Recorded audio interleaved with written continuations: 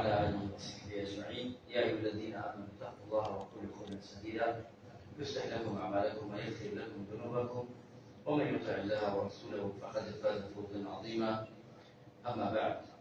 السلام عليكم ورحمة الله وبركاته. الله يقال مولاي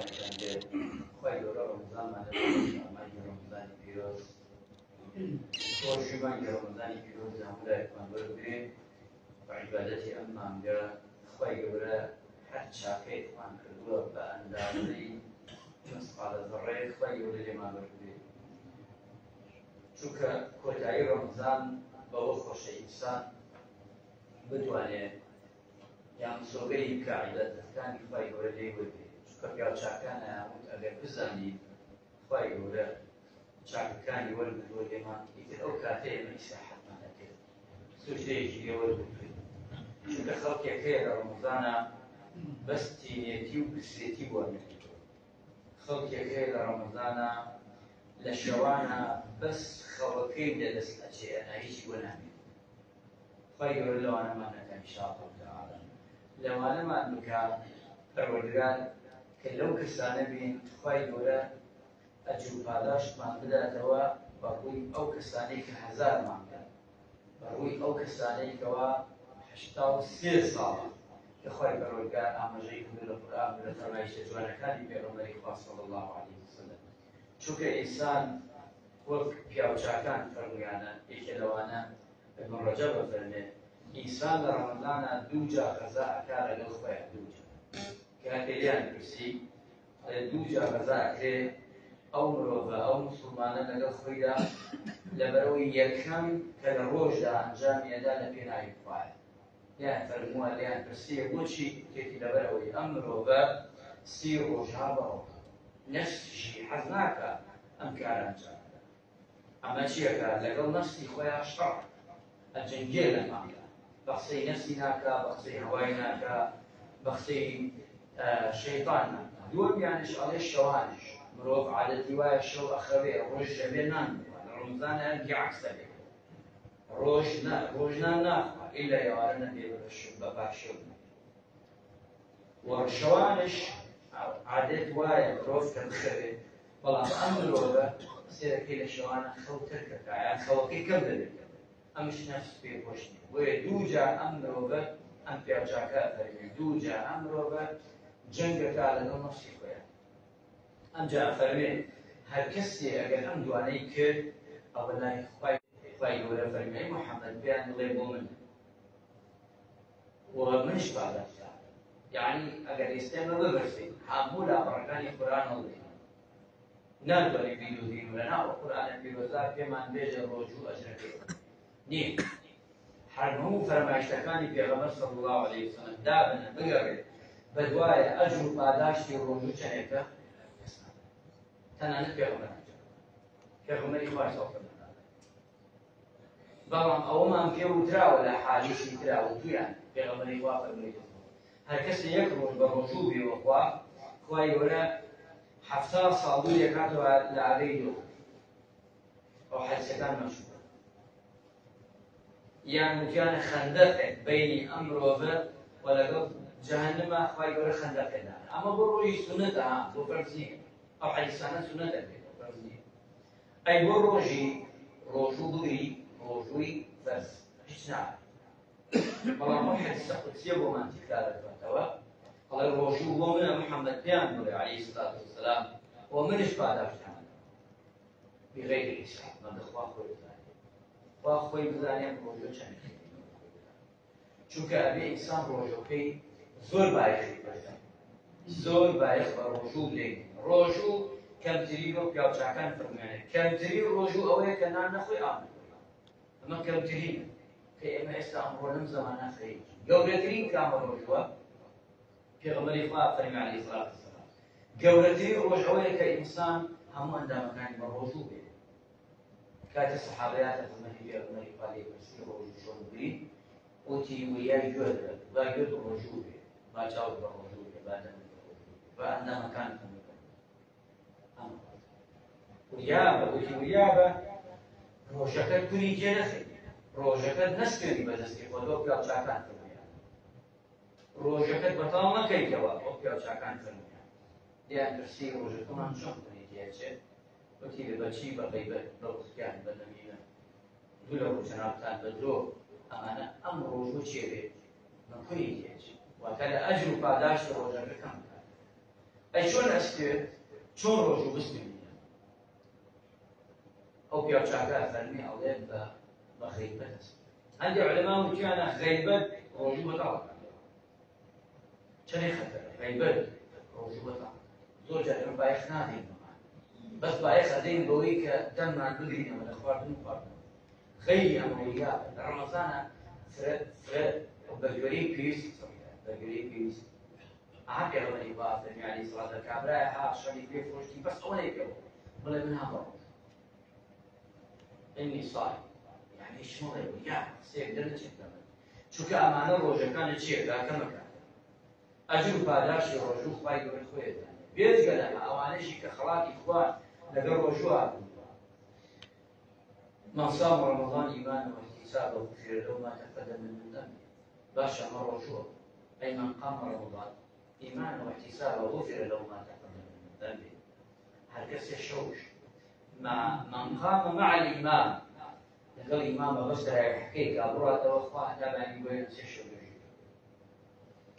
كسر نيتي به شوان دانش نتواني ترى يحكيك أبجواني بڕاتەوە لەگەڵ ئیمام دەست پێ بکات لەگەڵ ئیمام سەلام داتەوە نەیبڕێ و وترەکەشی لەگەڵا بکات بچێتەوە خوای گەورە لێ بۆ من دەکەم وعد دەکەم بنووسن ئەم شەوە تا بەهێنێ بەدەست کەسێکمان ئەمساڵ ڕەمەزانە بێ ئەگەر بمرێ وەفات بکات 83 ساڵی بۆ نووسێتەوە 83 ساڵ هەزارمانی بۆ نووسێت ئەڵێ عەبدەکەم هەزارمان بخەنە سەر تەمەنی و هەم هەزارمانە هەمووی نووسن بۆ من ها لە سوژدەدا ڕۆژوو دەگرێت وشونيجي أكاهم عبادة كان أما بركة كتير بركة رمضان آخر شيء بداية حتى في تكرير نجم حتى في تكرير دعاء حتى في تكرير أما نبدأ رمضان كتواو ما هي رمضان فيه جشن هذا يكر كادمين ناقري بعشاء كسما ناقري دستي كسما مقرين يواران ثابت إلا مقروري سنة بخود مقرين نامێ بەرەکەت ئەڕوا لەگەڵ ڕەمەزانێک پێچێتەوە مەلایکەکان پێشن و ئەیبەر بۆ ئاسمان تەواو بەرەکەتی ڕەمەزان بۆیشت بۆیە فورسەتە هەتا ماوە بخەت نوێژ شەو هەتا بانی دوعا بکەن مسڵمان زۆر باید تەسەوور کە دوعا قەزای خوا ئەگێڕێت هیچی داماتر قەزای خوا ئەگێڕێتەوە زۆر جا بە دوعا هەموو شتێ وەردەگری بخوا كورتين عبادة الدعاء بين خلقه بتايبتي مغرب بتايبتي شوان عاشر أشي دور رمضان خو ساعات تدبر وجارك بيسقم شوف فيك بين خلقه شيء تراس كبدل الدقائق خواي تعالى جل جلاله الحديث كافر المسيح يشوف الله ينتدى يكم أسمان جل جلاله لا يخبر خوي فايقول شو تيوا وخوي زاد تيتا يكم أسمان بان كلام أوكا دكاتي دعاء شيء كذا أجر بنجي جنة ناو بالدعاء كان واسع أجر كيريش نخوشي دعوة يبكي وفاش على سنة أجر نقصان يبكي وخساري تخوى دعوة أجر بوما وناض دعوة في دعوة كفرسة رمضان بركة في غمر إخوة فرمي عليه الصلاة والسلام هردني لبين عبدكو خوايا دو كاتك فتار آخر هذا ودستوا دجاتي ويجي كل باني دا كل فلان زود باني دا كل كار بان ذلك خادك إخوة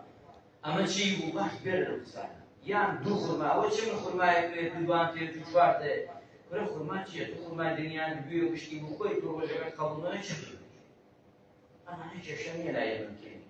لو كاتا ولا المسلمان رحمة عليه دعاء كاتي دعاء رحمة عليه دعاء وقت دعاء واجب شنو تخميه بوبان دلق ابن يبان وقت دعاء لو كانت الله خوايا ينطق خوايا يعني تحكي دعاء تاني كبين باب دلق أزانا هربندي سيروش حساب سيروش الحديث هذا سيروش أم بندي سيروش سيرشو دس برد نكاتو بديوان سوا وحسينه خوا لەو سێ ڕۆژ قیاسدان ئەگەر سێ ڕۆژ دوعات نەکرد خۆت دابنە لە کەسێک دەمانێت دەست بەشکەرەوە ئیسە لە دوعایەمە زۆر کڕۆڵی وا دوعامان ماوە شەو نوێژی دانیشتینە تا بەیانی چارێکی ئاوان وەک عیبەی دیان ئاچینە سەر خۆشمان ناوە وەک عیبەی دیان لە جومعە مامۆستا دوعاکە بشت وەک عیبەی دیان بەروە ئەکی دوعا يعني تۆ احتیاجی خوانی ئەی چی بکەین یعنی لە هەموو شوێنەکانە بەس ئێمە ئامادەنیشین دوعا نەکەین تخوا تۆ بڕێ وەلای کەسێک جل جلاله تشبیهی نییە میثالی ئێستا تۆ من بێم بەلای تۆ بڵێم فڵان کەس ئاوایە بێسم بەرامبەر دۆ فڵان کەس خوا بڕێ پارەمە دەیتێ خوا ئەم دەیتێ ئەم دەیتێ یان گەرێ چی بکەوێت ئەمە چییە ئەی تۆ بەرامبەر ئەڵڵای گیان ئەمە نەکەوێ ئەی چۆن خواواتە پێ وبرت دعاء دعاء كي خويا وندر اي پروردگار وندر اما كي يعني تو ما لايق برام روزات لايق ام اسلوب لايق كي برو كزول بي بياو چاكان سرنا ناو سجده دعاء اما كزول اما خوان نزم كردو خوان عاصر اما بين وقت لا نشي ما بيجي بروف خويا پروردگار عشان نقوى تكبر ديويد خزي ديويد ساعات لبين نقوى وشوفان أوان ديويد أزايد كان يسمى لوت مان تدروف بشر